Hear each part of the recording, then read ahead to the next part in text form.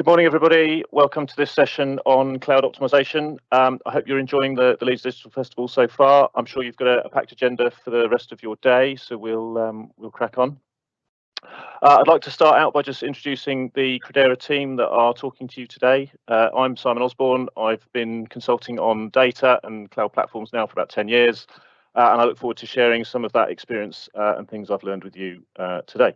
And I'll just invite Jonathan to introduce himself. Hello, good morning. I'm Jonathan Watson. The bulk of my career has been spent in managing large-scale infrastructure platforms in financial services before moving a few years ago into consultancy roles, helping organizations to move production workloads to cloud. Brilliant, thanks, John. So I'd just like to give you a quick introduction as to who Credera are. So formerly known as DMW Group, we were incorporated in 1989, and after being acquired by Credera, who were based in the US, we ourselves rebranded as Credera in March of 2020. In relation to what we do, so Credera is a management consultancy firm helping customers with business strategy and transformation, leveraging cloud and data platforms to deliver technology solutions, and we provide engineering and consultancy services. We operate in these sort of main sectors, so energy and utilities, financial services and insurance, public sector, and then sort of consumer markets and retail. We've got technology partnerships with the three main cloud vendors, so Azure, AWS, GCP, and other technology partnerships, as you can see there on the slide. In relation to where we operate then, so we operate out of the US, the UK, and Asia Pacific regions. In relation to a bit of housekeeping today, I'd like to encourage everybody to make use of the Q&A feed. You will find an area in the top right-hand corner of your screen where you can enter questions. A colleague of mine, Carl Taylor, is on hand to answer any sort of immediate questions, but there'll be a facilitated sort of Q&A at the end. And then lastly, we're all remote today and operating from home, so apologies in advance for any home network issues which may cause a little bit of disruption. Bear with us and we'll be back online as soon as we can. Hopefully, though, it'll all go without interruption. So with all that done then, it brings me on to why we're all gathered here on this session today. So as it says here, many businesses view the cloud as a destination that they're heading towards. And once they get there, though, the reality may be somewhat different from what they're expecting when they set off on the journey. So they find themselves asking, well, sort of what next? Often companies can be suffering with spiraling costs or availability and performance problems. Cloud platforms can sprawl due to a lack of governance and policy being applied to them. And operations teams are perhaps not as geared up to support new ways of working as perhaps they thought they were. It's not all doom and gloom, though. Cloud platforms can be transformative for businesses, their customers and their employees. The trick to harnessing all of this power, though, is a business's ability to adapt to change, continually evolving and embracing new technologies to support the dynamic business models that we all operate within. So this session then aims to offer those that have already made the ascent advice on how they can optimize their platforms, and for those that haven't yet, the things they might need to consider and look out for before they start their journey. And so to kick us off, I'll pass you over to Jonathan, who's going to talk about architecture. So thanks, Simon. So yes, looking at application architecture.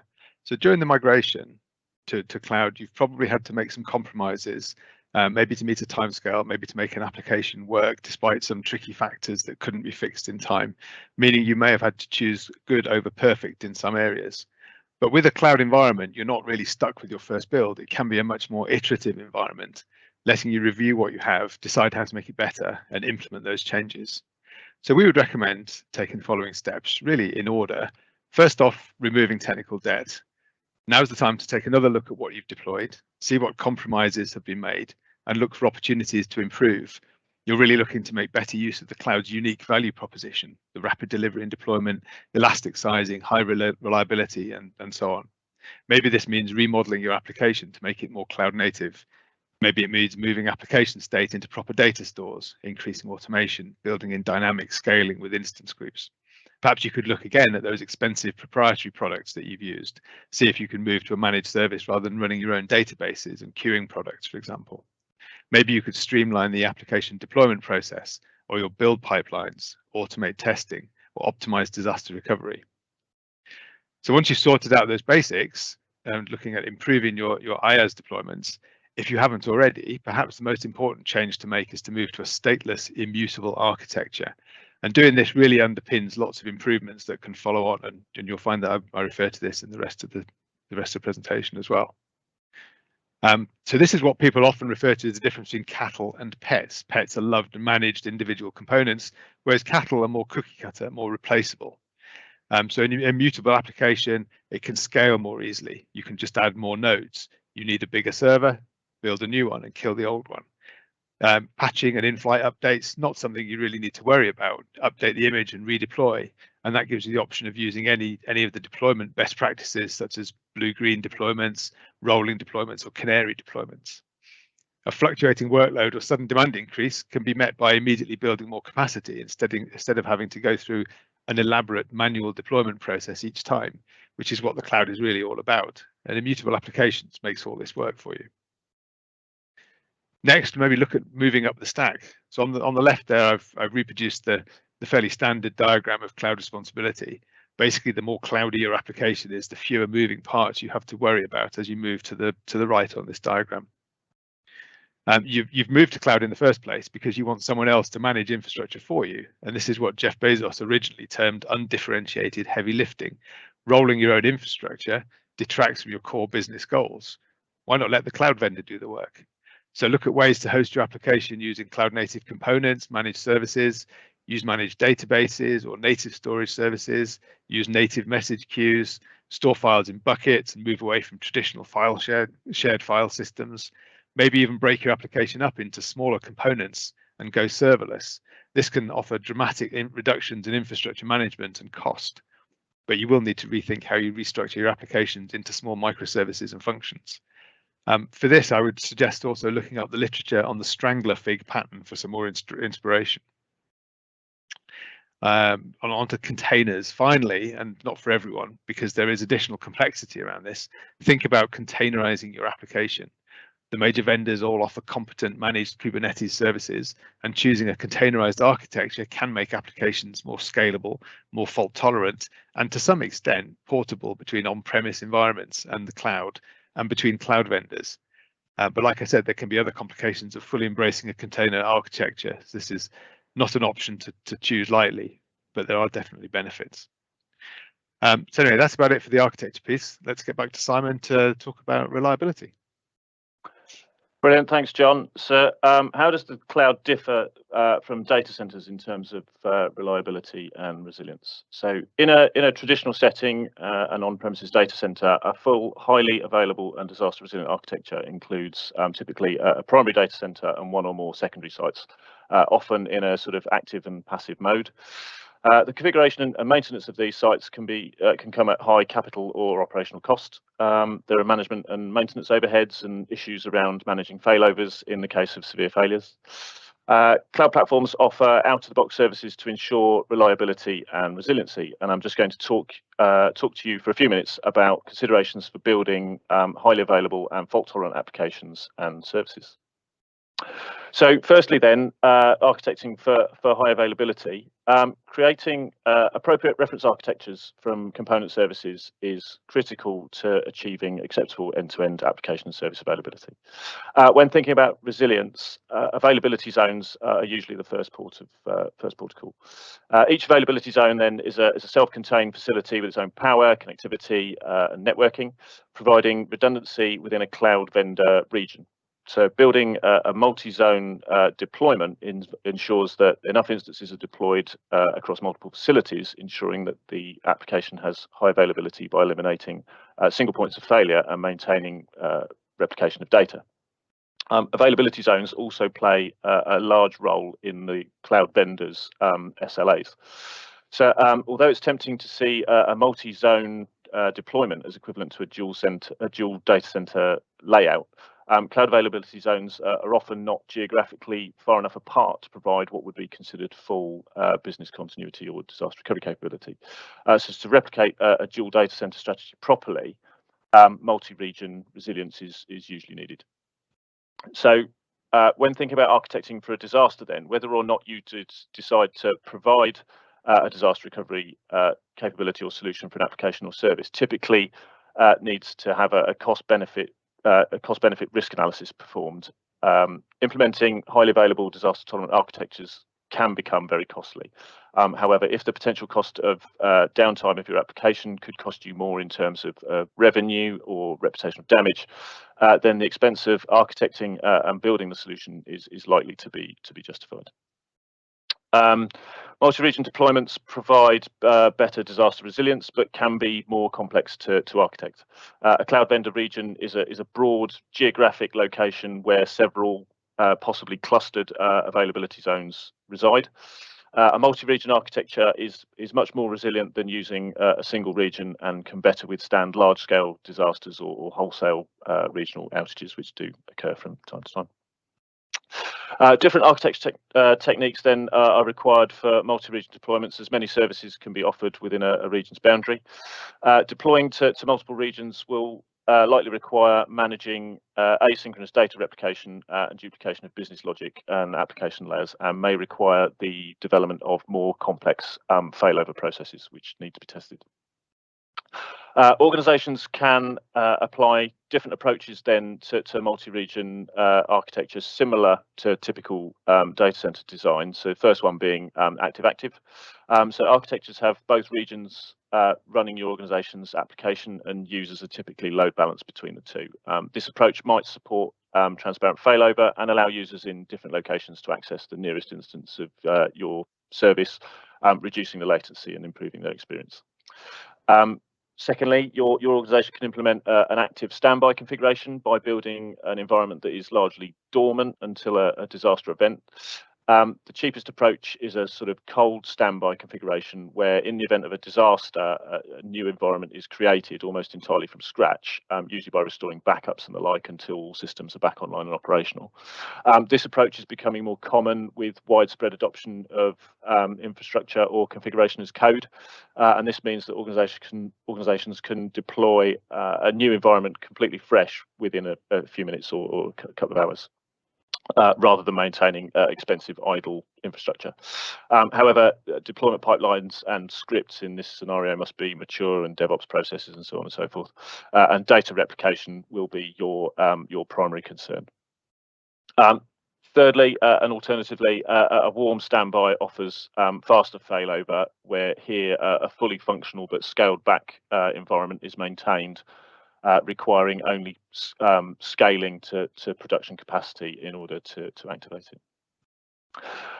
Multi-cloud offers further increased protection. So with many cloud providers to choose from, and with each having specific strengths, organizations could consider using multiple providers. A multi-cloud approach involves adopting a mixture of services from 2 or more cloud providers and sharing workloads between them.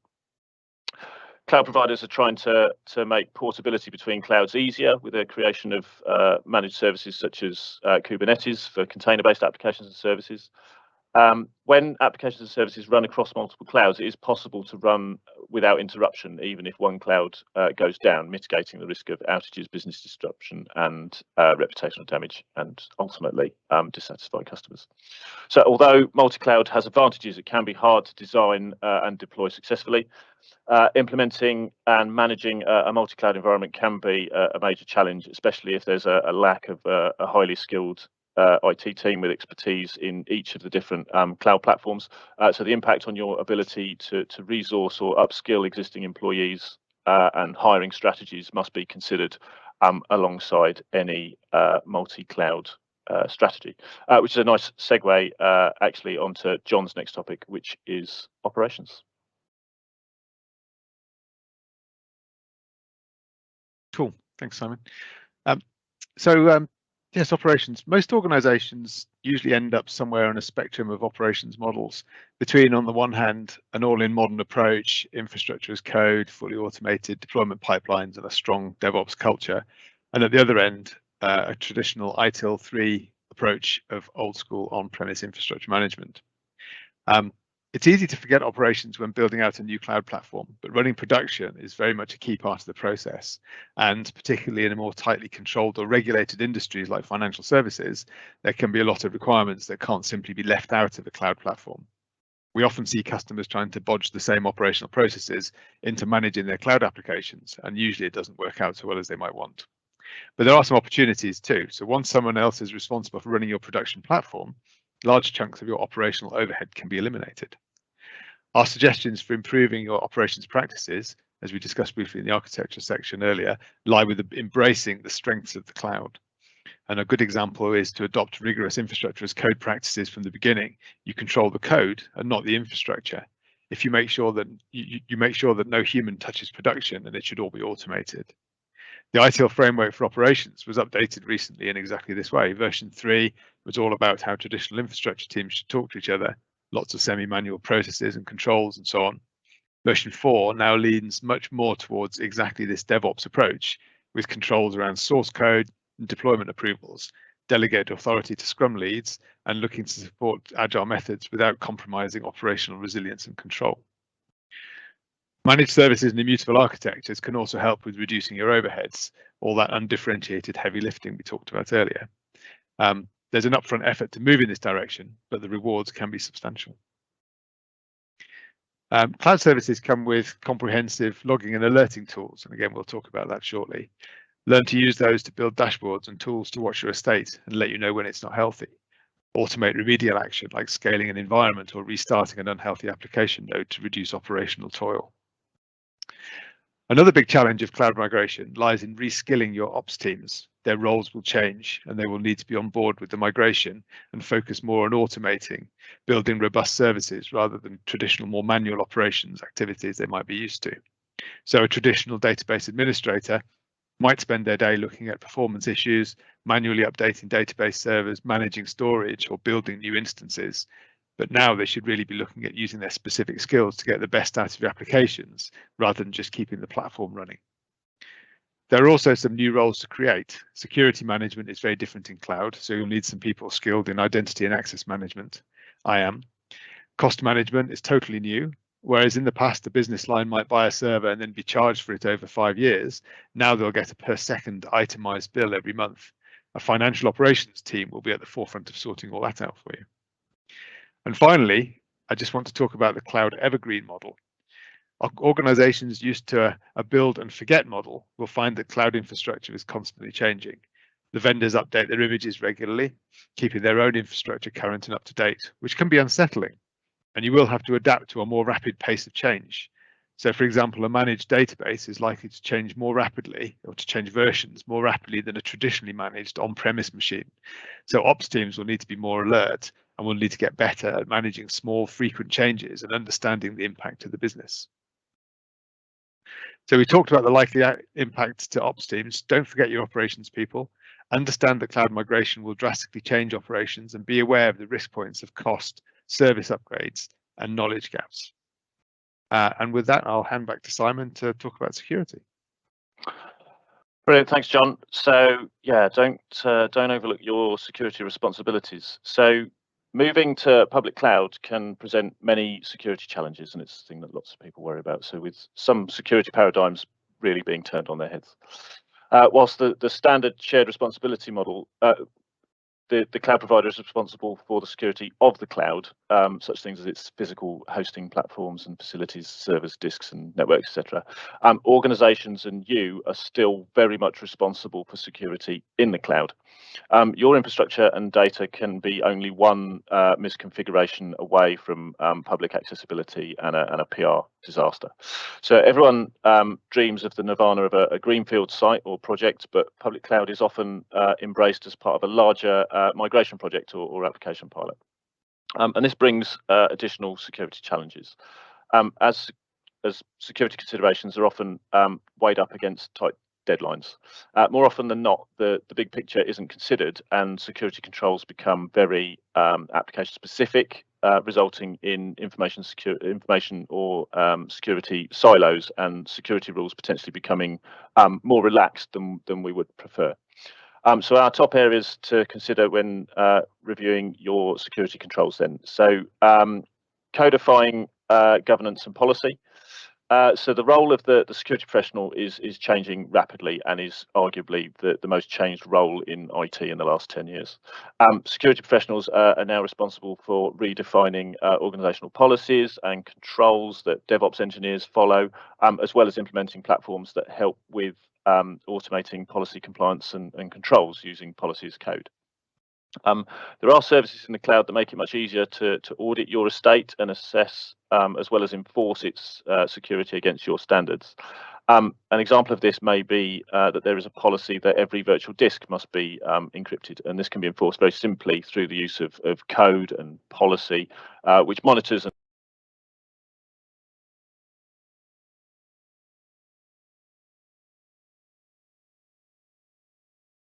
where that be too much, perhaps a simple notification to an administrator or business owner will do. There are native capabilities like Azure Policy, AWS Organizations, and Google's Organizational Policy Service. Most public cloud providers also have built-in templates which align to security standards like ISO 27001 and NIST. And this is vital for demonstrating real-time compliance for audit requirements. Extending and protecting identity. So in an on-premises world, identity management caused administrators and security professionals concern around how privilege was granted to a user for an application. Cloud has taken this a step further by implementing system-based identities and service principles that move us away from traditional service accounts. So now every resource can have its own identity, and this can then be permissioned and assigned access to other resources such as storage and APIs.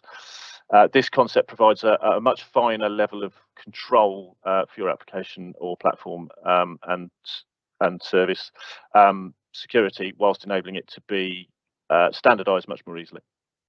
As more and more services move to the cloud, a zero trust security architectural approach becomes more appealing.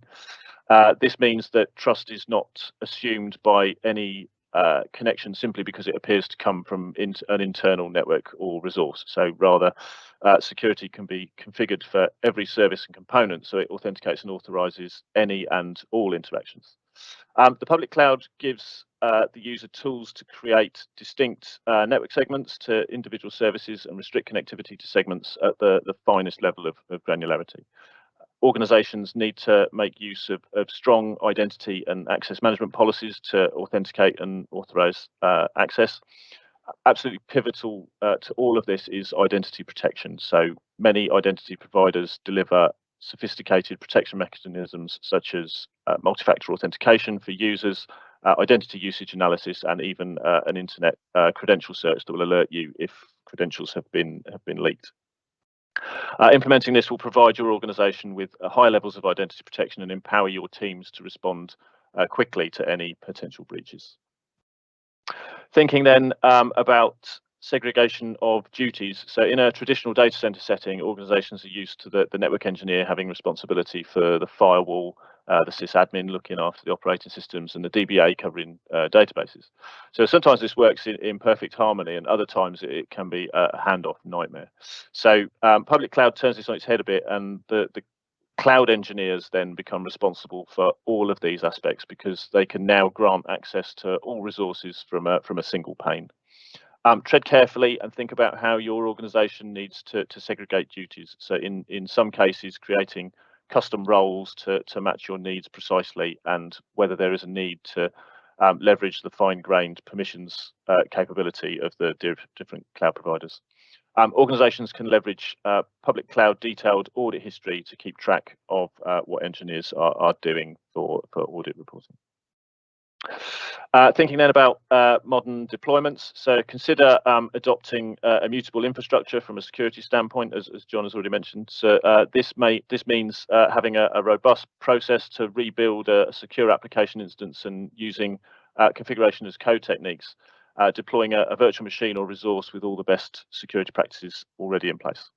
This way, organizations can drive towards an evergreen approach to deployment and avoid the operational security complexities of managing many image versions across an enterprise. Cloud providers also offer readily available security solutions to help, in particular, such things like key stores and secrets management tools. A modern architecture should leverage these technologies to ensure that secure strings and passwords are stored separately to the application itself. Thinking then about embedding security in deployment, there are a range of dynamic and static security testing tools, as well as infrastructure compliance tools available to embed deployment pipelines. Embedding this into the actual pipeline shifts the feedback to your developers on the security posture of your applications. So dealing with these aspects earlier in a DevOps or software development lifecycle helps to reduce the cost, improves the reliability, and can create a faster route to production for application or service changes. Lastly, then, thinking about security and advisory centers. So cloud providers offer security advice centers with pre-configured sets of rules that help you to identify vulnerabilities in your platforms. These centers allow you to download vulnerability reports and often provide clear action plans or instructions as to how to remediate the issues and help you prioritize. Security is of the utmost importance, and I'll always talk to my clients about what they'll do when a security event happens and not if. Above all, create yourself some action plans and some run books that can be followed ahead of time and mitigate as much risk as you possibly can. You don't want to be working these things out when the inevitable happens. So now that I've finished frightening all of you with all of that, I'm going to hand you back to John, who's going to talk to you about observability. Cool, thanks. So yes, let's take a quick look at observability. What exactly is going on your cloud? Observability is a key feedback mechanism for your developers, but cloud can be terribly opaque in some ways compared to relatively static on-premise environments, servers that come and go, sometimes minute by minute if you're using elastic scaling. How can you know why something failed last night when the machine it failed on is long gone? How can you get to grips with this cloud thing that you've built? And hopefully we'll answer some of these points in this section. Cloud environments generate tons of data, performance, logging, security events, throw in application level metrics as well, and it can be hard to sieve out the nuggets of gold from all that gravel. So let's look at how you can put the right foundations in place, how to make sense of it all, and how you can actually take action based on this data. So there are really three main aspects to the data available to you. You have logs, which provide an immutable record over time and of specific events. They provide detail of exactly what happened and when. Traces focus in much more detail on the flow of an application. Maybe you need to track a task or order through various different services, looking at timings and performance of each piece. And finally, metrics are measured over some time period and give you an idea of resource utilization and capacity. So what can we do with all that? Well, first thing to look at is the mapping of alerts, which is a key priority and is as much a business problem as a technical one to make sure the right information goes to the right place. You need to understand what is being generated by your applications and where it needs to go, which all comes down to tagging of infrastructure and applications. Get it right, and you can aggregate events and pass to the correct business service owner and make sure it's at the right level, the Goldilocks approach. Not too much data to overwhelm, but enough to be informative. Understand your cloud data sources. The diagram shows just a few possible sources of information, so decide what it is that you need and where you can get it from. There is a vast array of information available covering security, performance, application tracing, and availability. Next, understand your stakeholders, work out what they need to know and how to feed it to them, and only what is required to avoid swamping. Different levels of stakeholders have different needs, of course. The application developer probably wants low-level performance data, but the project lead will need aggregated statistics and management dashboards.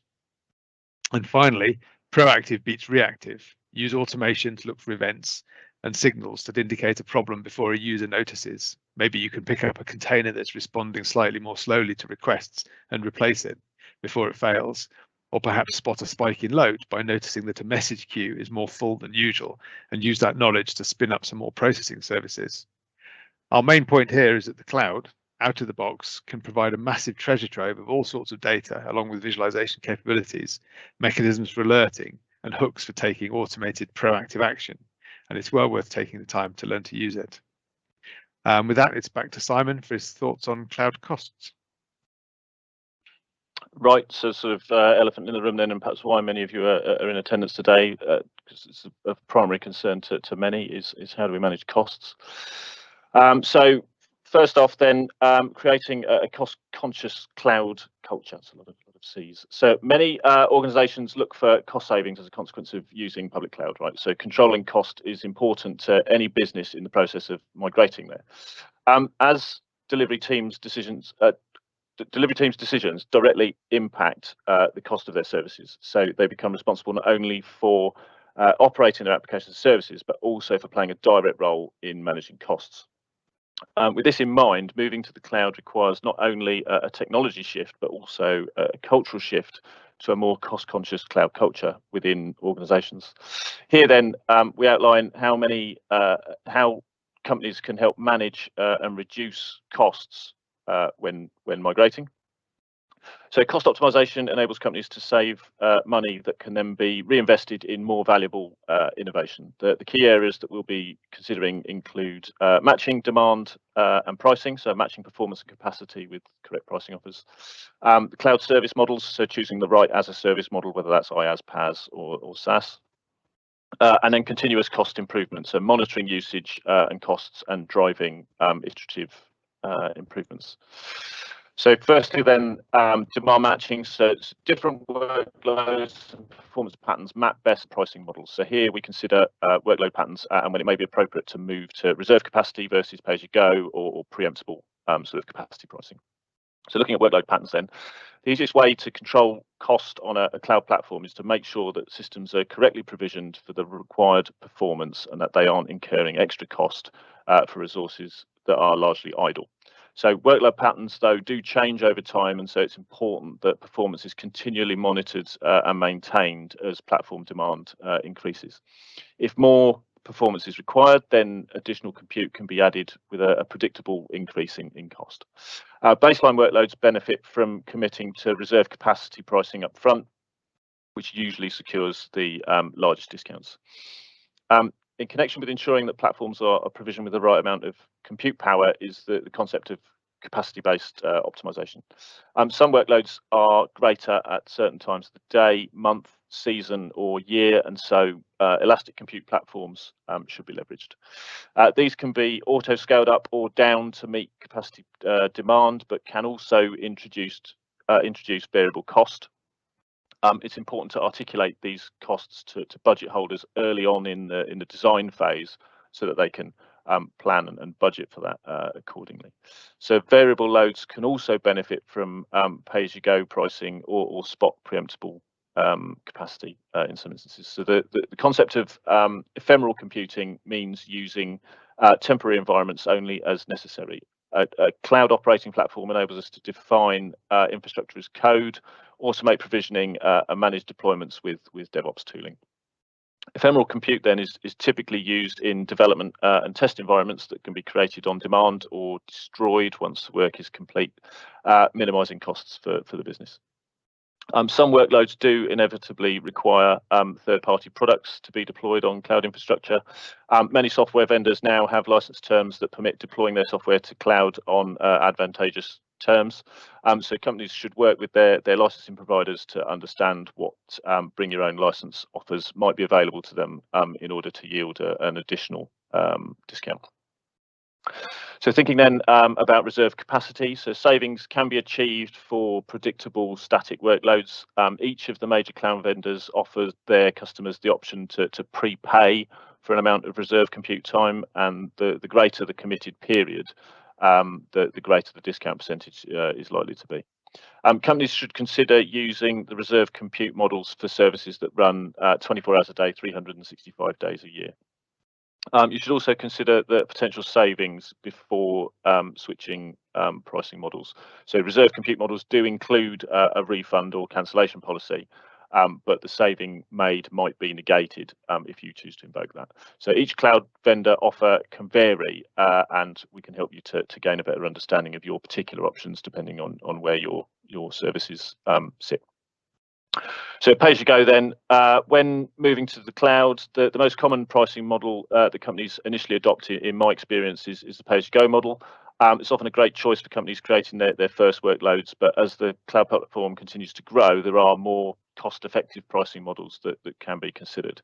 Environments such as development and test platforms that can be shut down when not in use may benefit from remaining on the pay-as-you-go model.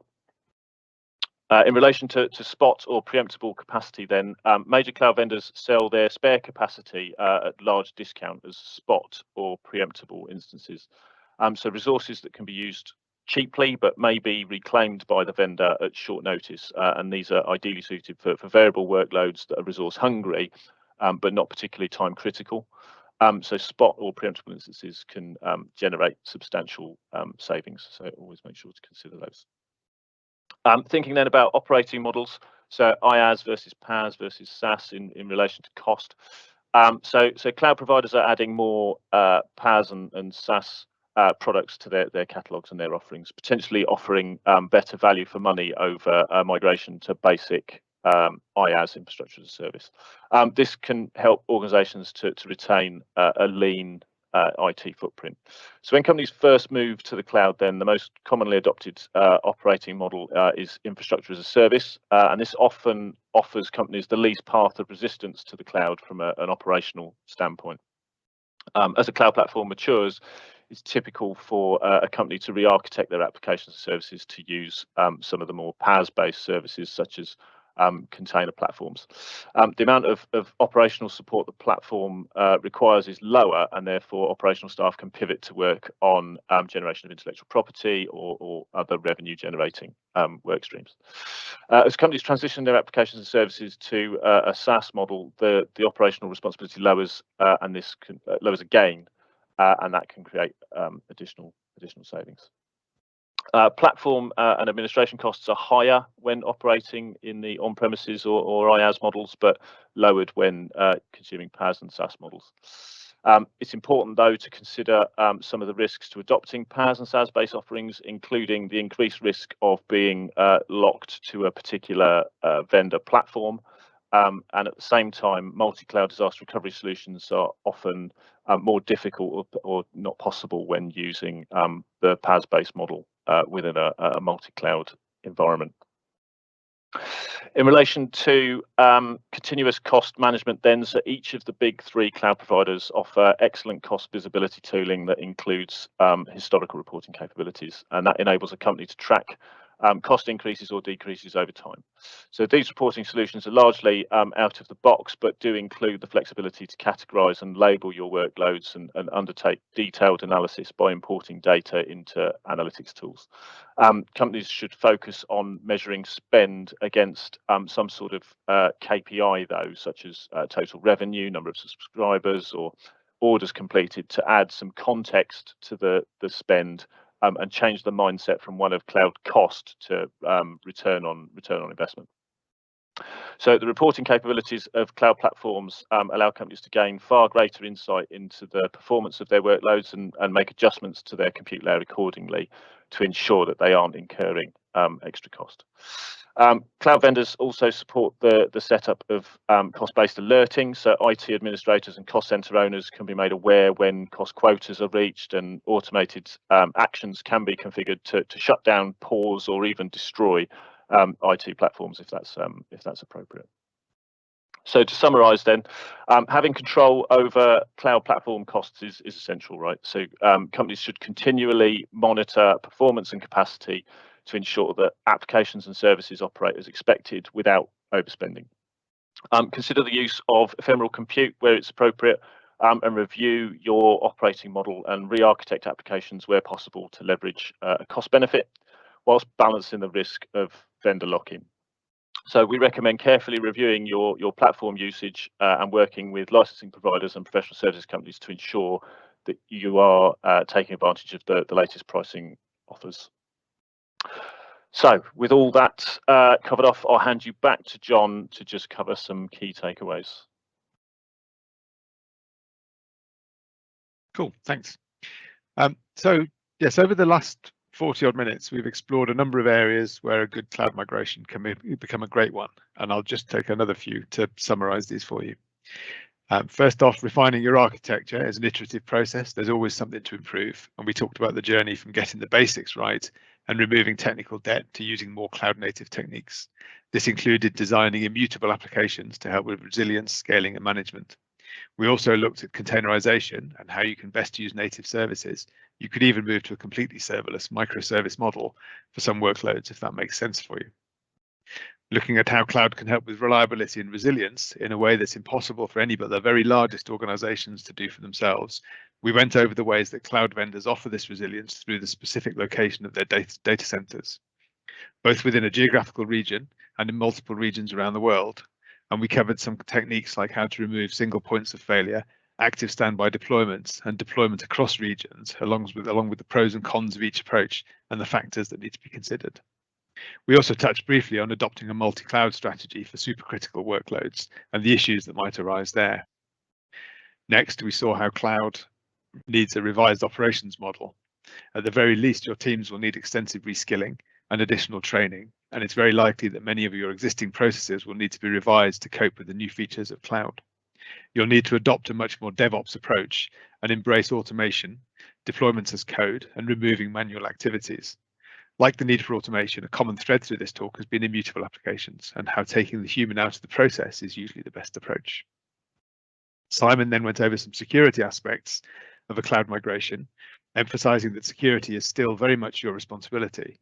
Remember that the cloud provider is responsible for security of the cloud, that is the underlying mechanisms for securing applications and data, but you are very much responsible for security in the cloud. The cloud provider gives you locks and keys, but it's your job to close up properly. We also looked at segregation of duties, identity management, and how modern strategies like zero trust and, again, immutable applications can help. Our next section covered how to track what your cloud environment is doing and how important it is to keep on top of what's going on by using logs to track events, application traces to analyze your application in detail, and aggregated metrics to track overall performance. Good observability, sending the right data to the right people, makes the difference between detecting problems before or as they occur and phone call monitoring, waiting for the user complaints to tell you there's a problem. And finally, we covered a subject very dear to Simon's heart, cost management. Done well, cloud can be cost effective and even save money over traditional alternatives using the right pricing model, paying upfront for long-term use, or using spot or ephemeral instances, scaling your environment only when you need it, and so on. But in a world where a junior developer's decisions can easily create large bills, the message here again is that cost is everyone's responsibility. The tools are all there to create reports and dashboards, but you'll need to put the work in to build them and to integrate cost into every decision that you make. So that's about all we have time for this morning. Thank you for joining us and wishing you all the best in the cloud. And on that note, I'll hand over to Kyle for our Q&A session. Kyle. Hello. I am just closing the Q&A feed now. Thank you to everybody who has submitted us questions. Quite a few have come in actually, which is always good to see. In no particular order other than the order in which they were submitted to us, and please feel free both to chip in on these. The first question we have is, do you need to be more robust in your operational acceptance testing and handover? I guess that crosses a few different areas that you both discussed, so I don't know who wants to pick up that one up first. Well, shall I have a crack first, and then Simon can interrupt me if he feels that I'm going astray. Do you need to be more robust? I'm not sure it's more robust. I think it's different, and then this really comes down to how you're going to manage your cloud in the first place. And there are, there are differences as well between building a brand new environment, a brand new architecture, and a sort of lift and shift approach as well. And I mean, certainly with the lift and shift approach, what we see is that it's very hard. It's very easy to forget the components of your operations that goes back into your business, and to identify all of the factors that are interested. I mean, and it's not just building a cloud application. You also need to take into account, and again, from perspective of a regulated industry, you need to take into account the change management teams and the security teams and all of the on-premise components that need to be put in place, and they all need to be adapted for a cloud application. And so your operational acceptance has to be in place before your application goes live, and you have to have modified it so that it works with a cloud application, and figured out who's responsible for all the different components, who's responsible for the support, where's your where's your incident response process going to go, how are you going to integrate that with your central help desk system, and so on. So it's very different, and you do need to leave yourself. My main suggestion would be leave yourself plenty of time to figure that bit out, as well as just developing a cloud application and deploying it. Simon, do you want to add anything to that? Yeah, so I'll come at it from a slightly different perspective, I think. For me, this is about perhaps the handoff from, say, dev and application architects through to operations teams, and making sure that all your non-functional requirements are robustly tested, right? I'm inclined to agree with you where you say I don't think you need to be any more robust than perhaps you are today. I would just be pleased to hear that somebody is thinking about operation acceptance testing, because often you go in and people are not. So yeah, I mean, undoubtedly, if it's your sort of first foray into the cloud, operations acceptance testing is likely to be more cumbersome for you as you're battling with the nuances of moving to a new architecture or compute platform.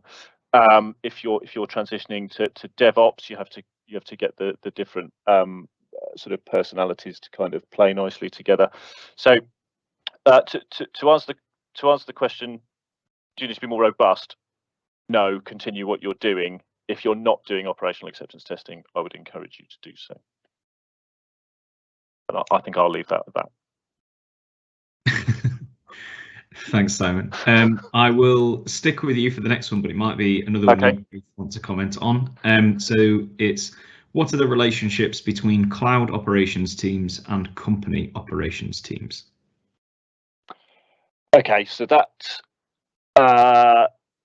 so my interpretation of that then will be sort of a bit of stakeholder management type stuff. I think that's what I'm getting from that question. But whoever asked, if you want to dip in with another quick question to follow up, I encourage you to do so if I've covered it from the wrong point.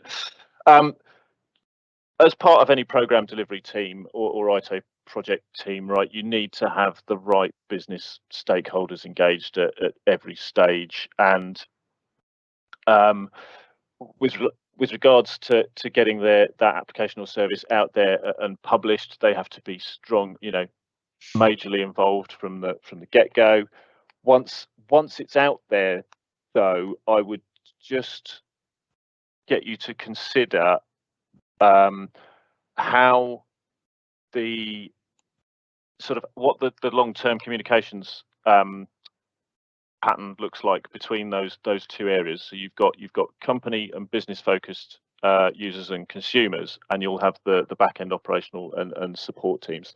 I would hope that you've got some sort of formal communication method in place, whether that's ticketing based system using something like ServiceNow or something along those lines, or whether it's perhaps less formal than that, where you've got a shared mailbox. Having worked as an IT operations person, the worst thing that can happen is somebody comes and perches on the corner of your desk and refuses to leave until you've fixed whatever it might be. But these things do happen. So I would make sure they're engaged at the very early point of thinking of migrating their application or service, and then as part of the productionization of it, if that's a word, then make sure that there's an agreed formal communications path for issues. John? Yeah, so I still very much have the scars from being on the wrong side of that process, and there's a real risk that the existing ops teams are seen as sort of blockers to cloud. And I mean, obviously, I've come from a strong infrastructure management role. Those are the guys who are sitting there looking at the cloud program and thinking, but that's what I do. That's my job.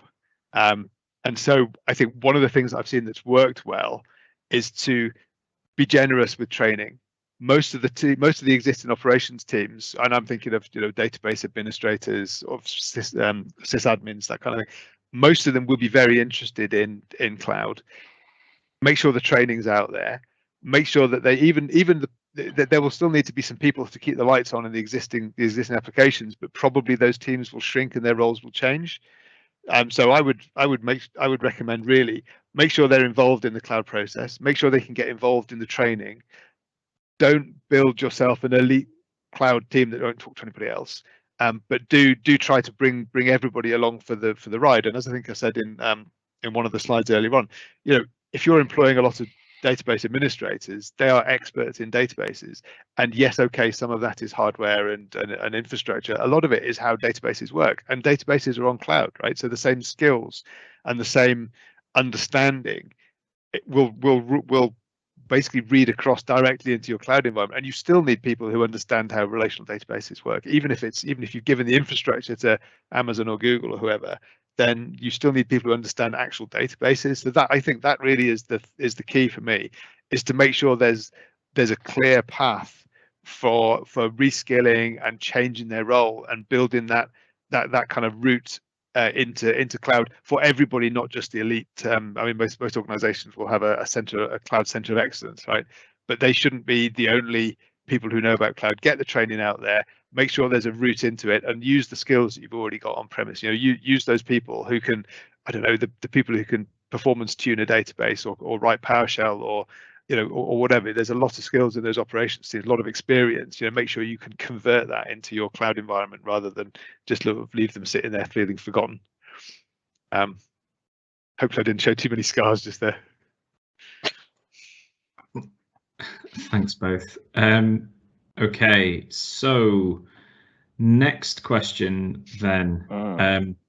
There's lots of sort of multi-area questions, so I'll pose it to you both, and Jonathan, will stick with you because you're on the screen. How do you balance using vendor-specific cloud features versus adopting a multi-cloud strategy?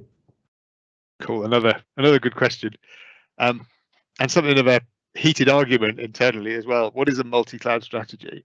If you mean I'm a large organization and I use services from several cloud vendors, that's not really a multi-cloud strategy. That's just saying, I've put some Azure, I've got some Active Directory related applications on Azure, I've got some IaaS on AWS, and I'm maybe using Google for sort of data processing, which is fine. You've chosen the best bits for each cloud for the specific purposes that you want. So by all means do that. I mean, obviously there are costs to having to maintain 3 separate groups of experts on each cloud. They are different to the extent that sort of, you can't necessarily read across from one to the other. If you want a genuine multi-cloud strategy whereby you're running the same application on multiple cloud providers, firstly, I'd question why you want to do that, because it's very complicated. But exactly as Andy says, right? I mean, if you're doing that, you can't use vendor-specific cloud features. You can't use the native services. You're going to have to build your own with something that's common.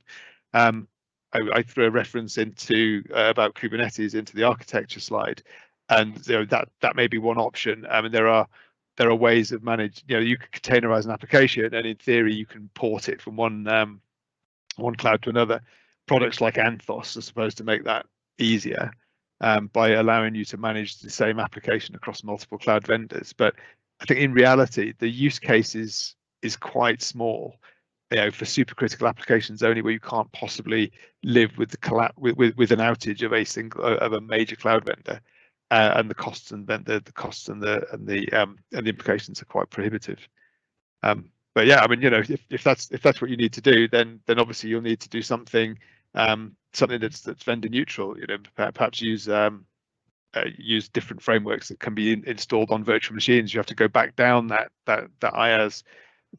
Back down that stack to a more IaaS approach, build everything yourself on virtual machines, and then maybe you've got a better chance of porting it between clouds. Does that make sense, hopefully?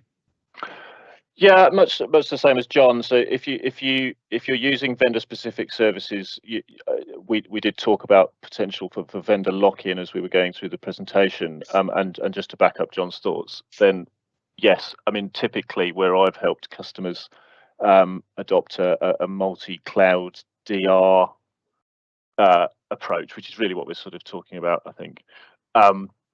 Is application tier was Kubernetes based, the data tier was virtual machine based, and we had replication systems between the two infrastructure as a service systems between Azure and AWS, and the Kubernetes containers moved between the two vendors. So it wasn't the easiest thing to implement, and I lost some sleep over it, but we got there.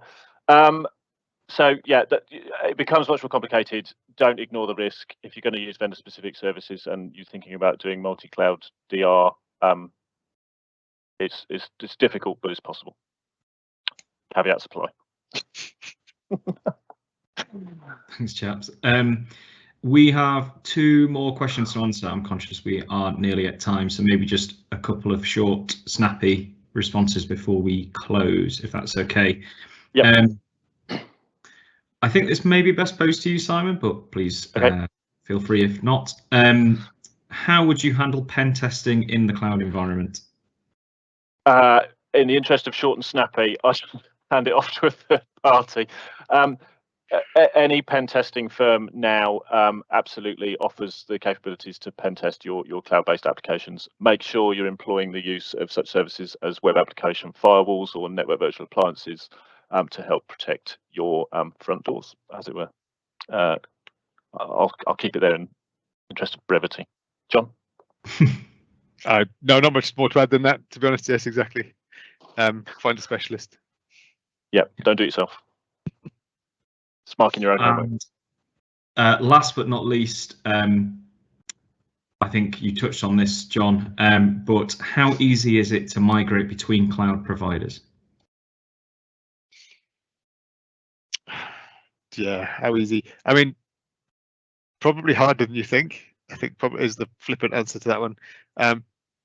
They all have similar services. I think when I say they all, I'm talking about the big 3, you know, Azure, AWS, GCP. They all have very similar services. They all operate conceptually in similar ways. The devil is in the detail. Tools like Terraform will help in that you only need to understand a single language for provisioning, but even then, every cloud vendor is different. I mean, it obviously can be done, but there are plenty of consultancies making a good living out of helping people do it. So it's probably a non-trivial task once you get down into looking at the detail and then finding the skills. You know, if you've got a big AWS team, suddenly they all need to be GCP experts, and that's going to take a while as well. And like I said, the devil's in the detail. Thanks. I think we can close it there. Brilliant, thanks, Carl. So just a quick closeout from me then. So thank you for joining us this morning. Hopefully you found it useful. If you've got any further questions, you can reach myself or Jonathan on the email addresses shown on screen, and you can also reach out to us via the Credera UK social channels on Twitter and LinkedIn. And that's it from us. So thanks ever so much for joining us, and we'll see you at the Leeds Digital Festival next time. Cheers. Cool, thank you.